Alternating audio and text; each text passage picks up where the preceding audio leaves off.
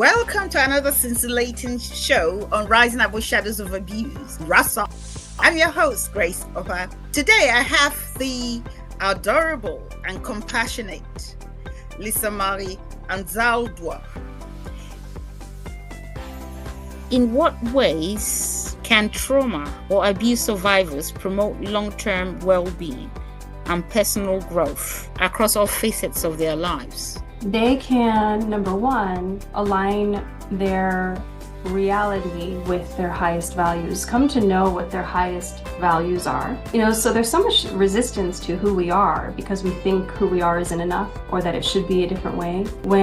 If you were to identify, there's a process for this, because sometimes it's difficult to see with so much introjection of others' perspectives and that sort of thing, and high self-worth, if that's been if trauma has occurred in your life and you are in that state. It's difficult to really understand what is in your highest and best good based on your highest values. So there's a process for discerning that, which is very helpful. And so if one were to do that and they were to allow themselves to align with those values, their life will begin to flourish. And oftentimes we have these external restrictions. We can feel as though we don't have much power.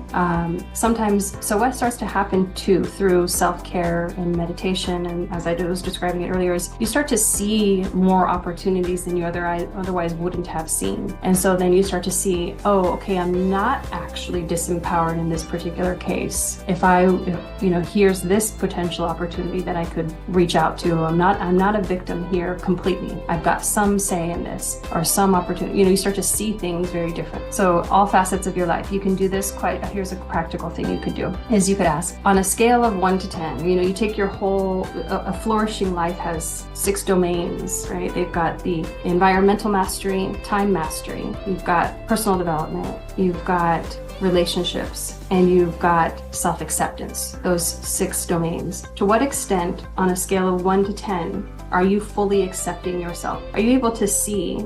You change the energy of a situation by being able to see that it's some way, somehow for you. The universe, whatever has brought you to this, your higher self, spirit has potentially, there's a higher lesson for you to learn. There's a greater, shift, spiritual intention for this circumstance, even though it could be potentially terrible. It's taking, if you've ever read something about meaning, and I apologize for not remembering the title, but Frankel Wright, I think was his name. He was in the concentration camp. I think you may have heard of this book. Yeah. And he recognized that he could and the only thing that they couldn't take from him was his power to make meaning out of what was happening. And he chose the meaning he was making. So I say that to say, if one were to incorporate meaning into their experience by saying, maybe my spirit is trying to evolve in some way, this circumstance, in a thought experiment, just a thought experiment. Let's say before coming into this life, you had this mission to evolve spiritually in this particular way. Potentially that way is self-love. Learn to deeply love yourself. And you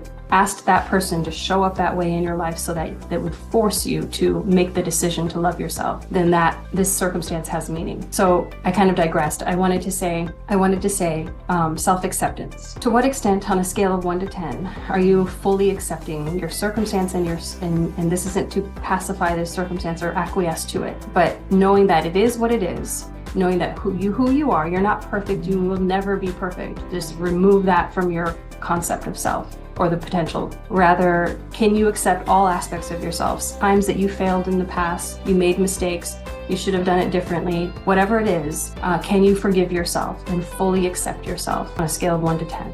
And let's say someone says, I'm at like a 4. That one thing I did, I can't quite accept and forgive myself, or I get anger, I feel angry, I'm a terrible person because I'm, whatever it is. So they're at a 4. And then we ask, okay, why is it a 4, not a 3? And it may be something like, there's this aspect of myself, I'm shy sometimes, but I can accept that because to me, I feel like it's appropriate in certain circumstances, whatever it is. So then I start to discern, this person has value in humility. Okay, she values humility. And then I also ask, what would bring it from a 5 to a 6? You may say, that if I could forgive, when I get anxious and I raise my voice at my children. If I could forgive myself for that some way, somehow, that would bring it to a 6. Okay. And then I work them through a process for self-forgiveness to get to a place of requalifying that false belief that they're unforgivable. And then we work our way all the way up to 10. But you do that for each of those domains, you start to realize, oh, my 10 in emotional, environmental mastery would be, I shouldn't be living here. My 10 is, I should actually find a way, potentially, to move to Florida or whatever it is. The point being, now you have an idea of what you can envision for your future because you've done this methodical process to get there and you're aligning with your values. What do you think, listeners and viewers? Please leave your comments via email address risingaboveshadowsofabuse@gmail.com. Take care, be safe, and be positive. Bye for now.